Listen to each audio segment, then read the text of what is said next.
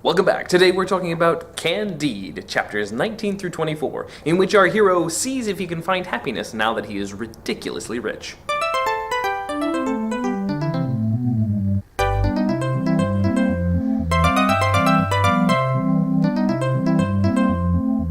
When we last left our heroes, they were leaving El Dorado with enough money to buy up several continents, 98% of which they lose within the first paragraph of chapter 19. The first day was pleasant enough for our travelers. They were encouraged by the idea of possessing more treasures than Asia, Europe, and Africa could bring together. Candide in transports carved the name of Cunegonde on the trees. On the second day, 2 of their sheep bogged down in the swamp and were lost with their loads. 2 other sheep died of fatigue a few days later. 7 or 8 others starved to death in the desert. Still others fell a little after from precipices. Finally, after 100 days' march, they only had 2 sheep left. Candide told Cacambo, "My friend, you see how the riches of this world are fleeting. The only solid things are virtue and the joy of seeing Miss Cunegonde again." But even with only 2 sheep left and their pockets full of diamonds and jewels, they're still really rich. They arrive in Suriname where they meet a slave who has his hand and his leg hacked off. And here Voltaire makes a statement against the cruelties of slavery. In fact, this is so dark that Candide himself finally gives up on Pangloss in this moment. "Oh, Pangloss," cried Candide, "you had no notion of these abominations. I'm through. I must give up your optimism after all." "What's optimism?" said Cacambo. "Alas," said Candide, "it is a mania for saying things are well when one is in hell." Candide hears that Cunegonde is now the mistress of the governor, and he's horrified by this, but he sends Cacambo off with half of his money to go find her and meet him in Venice. He can't go himself because he's still a wanted man in Buenos Aires. Candide finds Mr. Vanderdendur, a Dutch merchant and pirate, who will give him passage on his ship. After realizing that Candide is willing to pay pretty much anything he asks, Mr. Vanderdendur loads all of Candide's supplies on his ship and then sails before Candide can board. Now that Candide has lost all of his red sheep and all of his massive amounts of money except for all the gems that he has in his pocket, he returns to Suriname and tries to come up with another plan. He decides that now that he's given up on Pangloss, he'll find a new philosopher. So he books passage on a ship and invites all of the discontented men around in the area to come tell him their stories. And whoever is the most miserable of them will become his friend and will get free passage across the ocean plus 2,000 piastres. After hearing all of their stories, he chooses Martin, a particularly miserable pessimist. The two set off, sailing back to Europe and arguing the whole while about philosophy. In chapter 20, Martin reveals that he is a Manichae, an old heretical sect of Christianity that believed that good and evil were equal opposing forces, that both had been around since forever, and that neither one ever fully triumphed over the other. In other words, God's not in control, evil has just as much power as he does. "You must be possessed of the devil," said Candide. "He's mixed up with so many things in this world," said Martin, "that he may be in me as well as elsewhere. But I assure you, as I survey this globe, or globule rather, I think that God has abandoned it to some evil spirit. All of it except El Dorado. I have scarcely seen one town that did not wish to destroy its neighboring town, no family that did not wish to exterminate some other family. Everywhere the weak loathe the powerful, before whom they cringe, and the powerful treat them like brute cattle to be sold for their meat and fleece. 1,000,000 regimented assassins roam Europe from one end to the other, plying the trades of murder and robbery in an organized way for a living, because there is no more honest form of work for them. And in the cities which seem to enjoy peace, and where the arts are flourishing, men are devoured by more envy, cares, and anxieties than a whole town experiences when it's under siege. Private griefs are worse than even public trials. In a word, I have seen so much and suffered so much that I am a Manichae." As they're in the midst of arguing, they see a sunken wreck. It's the boat of Mr. Vanderdendur, and he's gone down along with all of his crew and passengers. The only thing salvaged from the wreck is one of Candide's lost red sheep. Candide takes this as a good omen, that Mr. Vanderdendur got what he deserved. "You see," said Candide to Martin, "crime is punished sometimes. This scoundrel of a Dutch merchant has met the fate he deserved." "Yes," said Martin, "but did the passengers aboard his ship have to perish too? God punished the scoundrel, the devil drowned the others." But Candide still sees his sheep as a hope that he will someday be reunited with Miss Cunegonde. And so, in chapter 21, they arrive in France. After they arrive in France, Candide and Martin decide to continue their journeys together. After all, they seem to be arguing so nicely. And they continue to argue about free will and about the source of evil. Nothing really seems to astonish Martin. "Do you believe," asked Candide, "that men have always massacred one another as they do today? That they have always been liars, traitors, ingrates, thieves, weaklings, sneaks, cowards, backbiters, gluttons, drunkards, misers, climbers, killers, calumniators, sensualists, fanatics, hypocrites, and fools? Do you believe," said Martin, "that hawks have always eaten pigeons when they could get them?" "Of course," said Candide. "Well," said Martin, "if hawks have always had the same character, why do you suppose that men have changed?" In other words, human beings are naturally awful. Martin's got a pretty dark view of the world. They begin to move through France on their way to Venice, but in chapter 22, Candide finally decides to stop over in Paris because although he's seen many wonders in the world, so many people are talking about Paris, you just gotta stop if you're in the area. Upon arriving in Paris, Candide begins to get sick, and he gets so many doctors around him that he gets much, much sicker. But as our characters do, even on the point of death, Candide recovers and decides to go to the theater and see a play before he continues on. There he meets the Abbé of Périgord, who decides to lead him around and show him a good time, fleecing him of all his money. When Candide mentions that the woman on the stage looks like his dear Miss Cunegonde, the Abbé tries to take him to be introduced, but when that fails, he takes him to a dinner party to meet a woman named Madame de Pacholignac. There, Candide blows a ridiculous amount of money at cards, and also he hears all kinds of interesting table conversation. There's a scholar and writer at the table who gives such an excellent discussion of tragedy and writing that Candide believes he's a new Pangloss. Candide keeps talking about Cunegonde, and so the Abbé introduces him to the Marquise, who seduces Candide in spite of the fact that he keeps saying about how much he loves Miss Cunegonde. And she takes a bunch of his money and his precious jeweled rings. Then the Abbé goes back and listens to Candide's full story about Miss Cunegonde and how much he misses her, and then all of a sudden a mysterious letter appears. It says that Miss Cunegonde is sick and in town! The Abbé takes Candide to her, and she's veiled and won't show her face, and Candide gives her a lot of money. But then the police arrive, and they realize it's all a scam set up by the Abbé to fleece Candide of a whole bunch more of his money. But Candide is still rich, so he buys off the police and also books passage to Venice, except that they aren't going to Venice, they decided instead to go to England. It's not on the way, but, why not?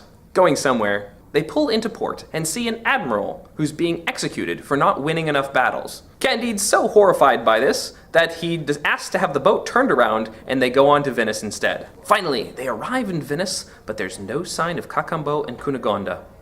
Where are they?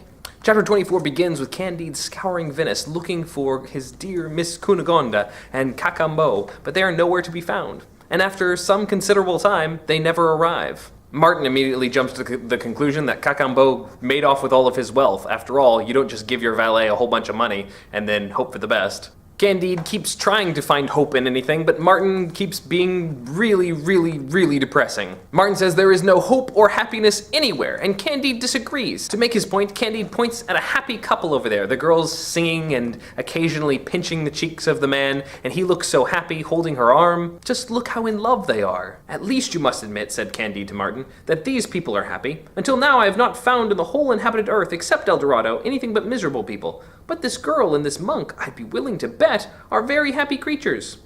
I'll bet they aren't, said Martin. So Candide invites them to dinner to hear their story. And as soon as he does, the young woman looks very confused and tears spring up in her eyes. It just turns out that this is the maid from Tonder Ten Tronckh, the one who gave Pangloss syphilis. And so Paquette tells her story. She was seduced by a monk and then kicked out of Tonder Ten Tronckh and then passed from man to man to man until finally she became a prostitute. And Candide said, but you looked so happy. And she says, yeah, I had to do that for my job. Ah, sir, replied Paquette, that's another one of the miseries of this business. Yesterday I was robbed and beaten by an officer, and today I have to seem in good humor in order to please a monk. But Candide still hopes that maybe at least the monk is happy, and so he turns to him. But no, the monk is just as miserable. The whole lifestyle of a monk is not for him. He hates it. He was forced into it by his parents, and he talks about all the miseries in it. And he's just really not a happy guy. So no one is happy. Martin wins the bet. Candide gives them both some money, which Martin says will only make them more miserable. But Candide is still looking at the bright side. He says, that may be, said Candide, but one thing comforts me. I note that people often turn up whom one never expected to see again. It may well be that, having rediscovered my red sheep in Paquette, I will also rediscover Cunegonde. I hope, said Martin, that she will someday make you happy, but I very much doubt it. And so, still waiting around in Venice, hoping for Cunegonde to come back, they go to visit a man named Lord Pococurante, who appears to be the happiest man in Venice. Is he truly happy? Will Candide ever find Cunegonde again? We'll find out next time. As far as characters go, Cacambo is still just as faithful and loyal and useful as ever before, except then he disappears pretty quickly. Candide is very much his same old self, although we do notice he's having more and more of a shift in ideas. Whereas in the first half of the book, he continually returned to Pangloss as his source of information. He was constantly trying to understand how the world that he saw fit into Pangloss's worldview. Although in this section he still talks about Pangloss a lot and thinks about Pangloss a lot, he is not accepting Pangloss's theories anymore. He's looking for new philosophy to try to replace those theories. Notice the way he takes on Martin. Of course, in this section, Martin is our most important new character, and he serves as the philosopher for really this second half of the book. He's the pessimistic philosopher, and quite the opposite of Pangloss. However, his constant pessimism and fatalism don't seem to be the whole answer either, although he's pretty accurate in the misery and anger and awfulness of all the people around him. He doesn't leave much room for good or hope. If that's what the world is, what's the point of living? He's dark and cynical and finds all of misery pretty meaningless and inescapable. Is there a middle ground between Pangloss, the endless optimist, and Martin, the endless pessimist? It's something we'll have to keep looking for. Finally, we meet back up with Paquette, as we've already seen. And although she's still a minor character, it does go to show that Candide's friends will never really be out of his life. They keep just popping back up. In this section, we have a tour of Europe, and we see France and Italy and England, and we see that really in all of those places things are very much the same. Chapter 22, which explores Paris, is an extra long chapter for this book. The chapters generally are only 2 or 3 or 4 pages long. But in chapter 22, Voltaire actually added a section later. The whole dinner party in the middle of the chapter was his later addition. Notice how many times he talks about art and literature and the theater in this chapter. Well, these are the worlds that Voltaire very much lived in. He was a playwright and a poet and a novelist and an essayist, and he was in all of these circles. So a lot of what he talks about here is commentary on the problems that he faced with the theater and with critics. Notice what the man with learning and taste says at the table. The man of taste explained very clearly how a play could have a certain interest and yet little merit otherwise. He showed succinctly that it was not enough to conduct a couple of intrigues, such as one can find in a novel, and which never fail to excite the spectator's interest, but that one must be new without being grotesque, frequently touch the sublime, but never depart from the natural, that one must know the human heart and give it words, that one must be a great poet and without allowing any character in the play to sound like a poet, and that one must know the language perfectly, speak it purely, and maintain a continual harmony, without ever sacrificing sense to mere sound. Whoever, he added, does not observe all these rules may write 1 or 2 tragedies which succeed in the theater, but he will never be ranked among the good writers. There are very few good tragedies. Some are idylls in well-written, well-rhymed dialogue, others are political arguments which put the audience to sleep, or revolting pomposities. Still others are the fantasies of enthusiasts, barbarous in style, incoherent in logic, full of long speeches to the gods because the author does not know how to address men, full of false maxims and emphatic commonplaces. This kind of sounds like that moment in Hamlet, when Hamlet starts talking to the actors and tells them how to act out his parts. It kind of sounds like Shakespeare here is inserting some advice into his actors saying, "Don't mess this up for me." Voltaire himself is pointing out what makes good theater. But even this is somewhat undermined by the fact that the Marquise points out that this man's work has not been well received. Also, we should notice here that Candide is not really suffering physically very much, but he is being robbed constantly. He had a ton of money, but it's just really going fast. He's throwing it away left and right on really bad deals, and he's being robbed and swindled over and over and over again. There are dozens of examples about how having money doesn't make you happy or really bring you any more joy in this section. It may protect you from certain physical problems, but it certainly doesn't make things better for you. The reason why he gets so very sick and near death is more because of his money than anything else. Martin said, "I remember that I too was ill on my first trip to Paris. I was very poor, and as I had neither friends, pious ladies, nor doctors, I got well. However, as a result of the medicines and bleedings, Candide's illness became serious. Everyone surrounds him and wants to help him so that they can get in on the cash, but nobody really wants him to get better. Ah well, if only Candide could find his one true love and settle down, then at least they'd be happy together. Right? We'll find out as we look at the final chapters of Candide in the next episode. Thanks for watching. You can click up here to watch the next episode. It's chapters 25 through 30. Or click down here to watch the previous episode, which was chapters, 9 through 18? Or click down here to subscribe. I'll see you next time.